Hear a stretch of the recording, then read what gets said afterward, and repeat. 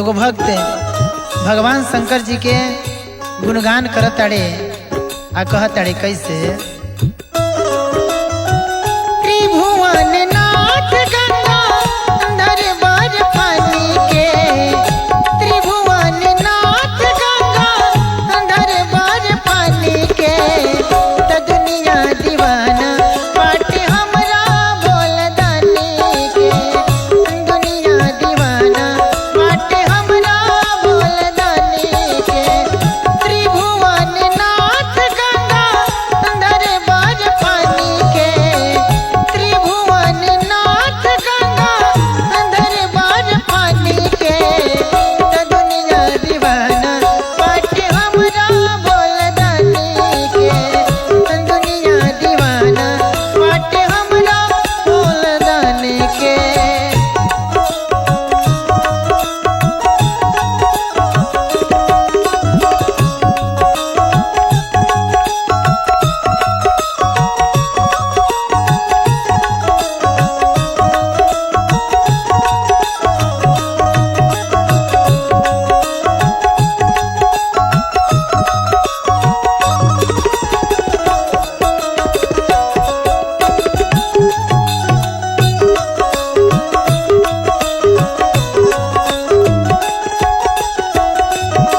पाटे हो निवास जेकर ऊंचे कैलाश पा उनके ही नामवा हमरा लिखल हर सांस पा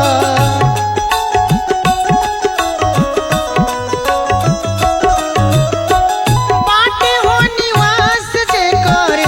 ऊंचे कैलाश पा उनके ही नामवा हमरा लिखल हर सांस पा पियले जहरवा जैसे पिए लोग पानी के पियले जहरवा जैसे पिए लोग पानी के तो दुनिया दीवाना पाटे हमरा बोल दानी के दुनिया दीवाना पाटे हमरा बोल दानी के।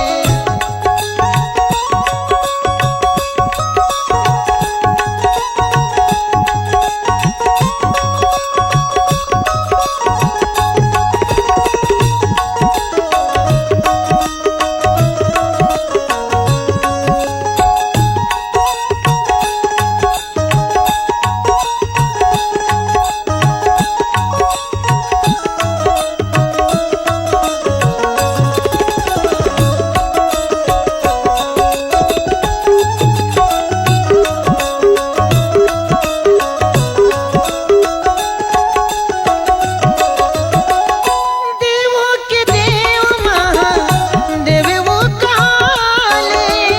भंगिया धतुरवा याड़ा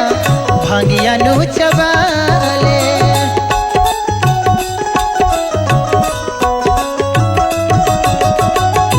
देवों के देव महादेव वो काले भंगिया धतुरवा याड़ा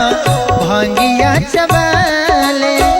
जखमी जितेंद्र बबीता सुनावेले कहानी के जखमी जितेंद्र बबीता सुनावेले कहानी के तो दुनिया दीवाना पाटे हमरा बोल दानी के दुनिया दीवाना पाटे हमरा बोल दानी के त्रिभुवन नाथ गंगा दरबार पानी के त्रिभुवन नाथ गंगा दरबार पानी के त दुनिया दीवाना पाटे हमरा बोल दानी के दुनिया दीवाना पाटे हमरा